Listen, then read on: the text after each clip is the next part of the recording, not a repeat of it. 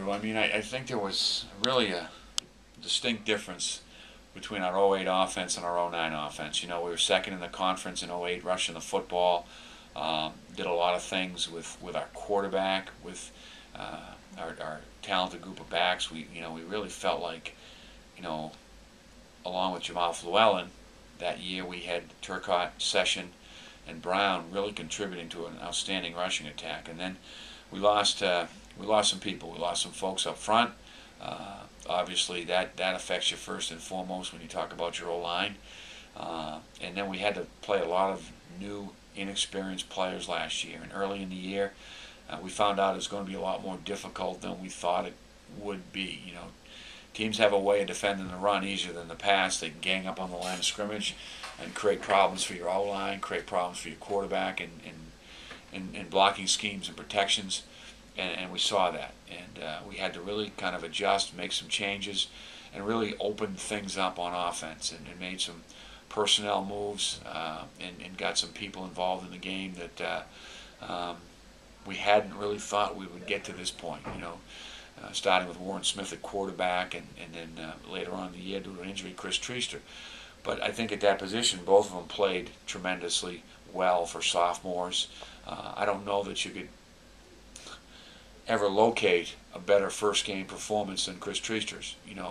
It's hard to go 40 for 45 on air sometimes, let alone against a CAA opponent. So I really applaud his performance that day, and it was consistent with how Chris was practicing. So that's a nice thing to know. It's a nice thing to know that both of those guys will be back as juniors and competing for the quarterback position. It's only going to make it a very strong part of our team. But getting back up to the front line theory and how important that is, I think we learned a lot, advanced a lot, and have a great reason to be excited about our O-line for the fall of 2010, Andrew. It's and we suffered some growing pains. I think the biggest loss that we felt was that of Ryan Canary, who is as good a football player, a first-team all-conference guy as you could have in the league, but also as instinctive, articulate about the game to his teammates and playing within the game, the mental part of it.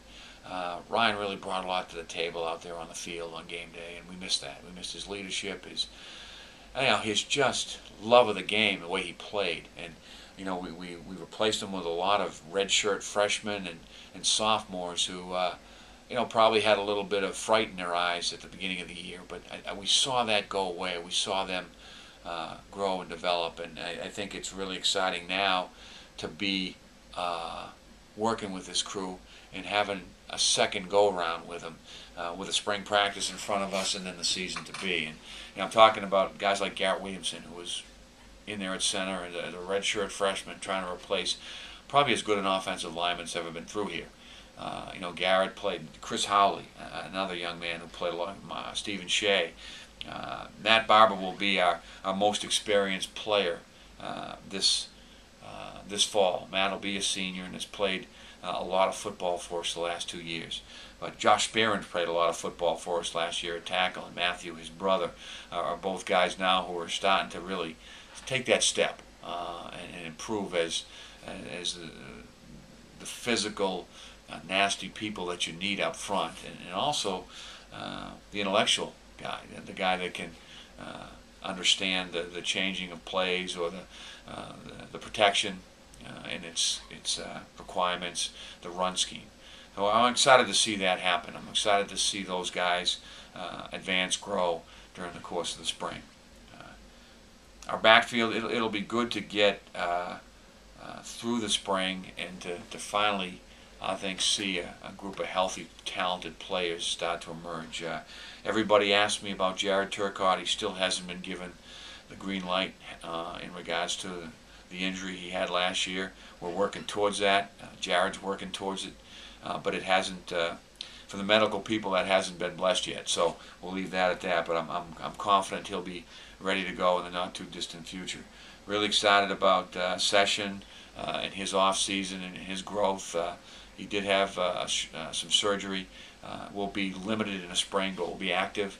Pushawn Brown has really been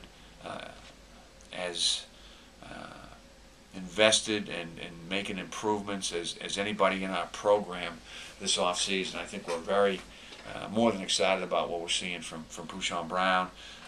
Terrell Walker's a young player that's had an impact on us, and Rosie Boone continues to do always the right thing, in his off-season advancement.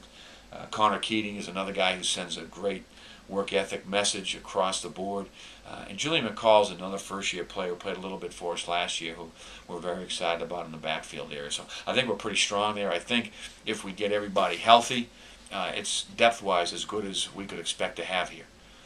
The receiver position will be very, very important, and I'll blend the tight ends in with that. Derek Buttles is certainly now at a point where, being a junior, you have high expectations of him. We've got a couple of young players in Jeff Falvey and Justin Perillo at that spot at the tight end position that we have, again, high expectations of them.